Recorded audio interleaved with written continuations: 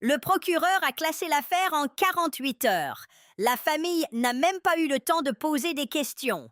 2 ans plus tard, quand l'avocat a demandé à consulter le dossier, il s'est avéré qu'il avait disparu des archives.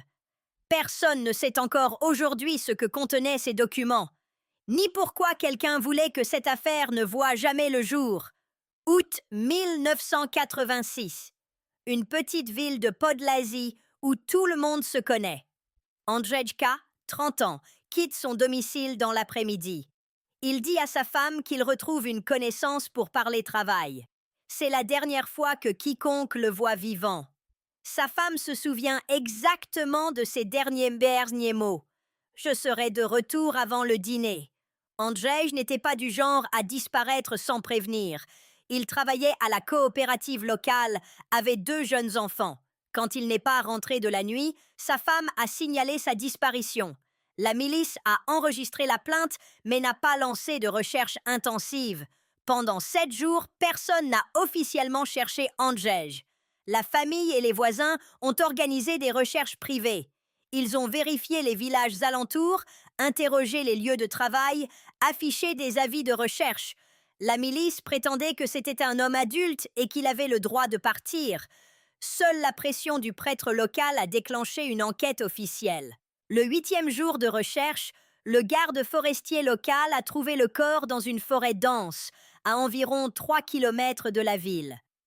Andrzej gisait dans une légère dépression du terrain, partiellement recouvert de branches. Aucune trace de lutte, pas de sang. Les vêtements ne portaient aucun signe de dommage. Tout semblait indiquer qu'il s'était simplement endormi. L'autopsie a été réalisée le lendemain à l'hôpital du district. Le médecin légiste n'a constaté aucune blessure externe, aucune trace de poison dans les analyses standards. Le protocole contenait une mention énigmatique. Cause du décès indéterminé, arrêt cardiaque soudain ne peut être exclu. La famille a réclamé des examens complémentaires. Des témoins ont déclaré avoir vu Andrzej discuter avec un inconnu sur la place le soir avant sa disparition. La conversation semblait sérieuse, mais pas agressive. Personne n'a pu décrire l'inconnu plus précisément. Un témoin affirmait les avoir vus monter tous deux dans une voiture sombre.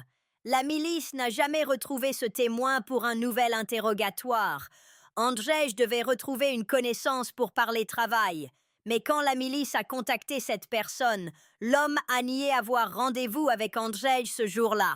Il affirmait avoir parlé avec lui pour la dernière fois une semaine auparavant. Le procès-verbal d'interrogatoire ne contient que 3 phrases. Aucune question de contrôle, aucune confrontation avec le témoignage de l'épouse. Le 19 août, seulement 48 heures après la découverte du corps, le procureur régional a ordonné le classement de l'enquête. Motif: absence d'éléments constitutifs d'infraction. La famille a appris la décision par courrier officiel. Personne ne leur a expliqué pourquoi l'enquête avait été close si rapidement. Personne n'a répondu à leurs questions. La famille a engagé un avocat. Ils ont déposé un recours contre le classement. Ils arguaient que l'enquête était superficielle, que les pistes essentielles n'avaient même pas été vérifiées, que tous les témoins n'avaient pas été entendus. Le parquet a rejeté le recours. La réponse indiquait que les éléments du dossier étaient suffisants pour prendre une décision. Le dossier devait être accessible à consultation. 1988. L'avocat de la famille demande à consulter le dossier. Il veut préparer un nouveau recours, cette fois auprès du parquet régional. La réponse qu'il reçoit est stupéfiante. Le dossier ne se trouve pas dans les archives. Il n'existe aucune trace de son transfert ou de sa destruction. Il a tout simplement disparu. Que contenait ce dossier? Renfermait-il des procès-verbaux d'interrogatoire que la famille n'a jamais vus? Peut-être des résultats d'analyse indiquant autre chose qu'une mort naturelle? Ou peut-être des noms de personnes qui ne devaient pas être liées à cette affaire? Le parquet a expliqué la disparition du dossier par une erreur administrative. Personne n'a été tenu responsable. La famille d'Andrzej avait sa propre théorie. Ils croyaient que leurs proches étaient tombés sur quelque chose qu'ils n'auraient pas dû voir. À cette époque, dans les petites villes, des trafics illégaux opéraient. Contrebande, change de devise, corruption. Andrzej était un homme honnête. S'il avait vu quelque chose d'incorrect, il aurait pu vouloir le signaler. Et cela aurait pu lui coûter la vie. Après la transformation du régime, dans les années 90, la famille a réessayé. Nouveau parquet, nouveau système, nouvel espoir. Ils ont demandé la réouverture de l'enquête. La réponse fut brève. Sans dossier, aucune base pour rouvrir l'affaire. La boucle était bouclée.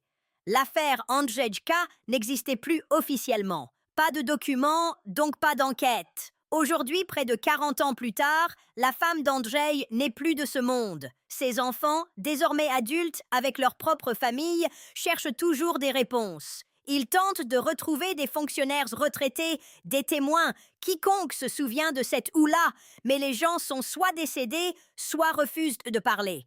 La mémoire collective de la petite ville est pleine de vide. L'affaire Andrzejka reste l'une des affaires froides polonaises les plus mystérieuses. Non pas parce qu'il n'y a pas de preuves, mais parce que les preuves ont disparu. Quelqu'un voulait que cette histoire soit oubliée. La question est qui et que contenait ce dossier pour qu'il vaille la peine de le détruire? Si quelqu'un sait quelque chose sur cette affaire, la famille attend toujours d'être contactée.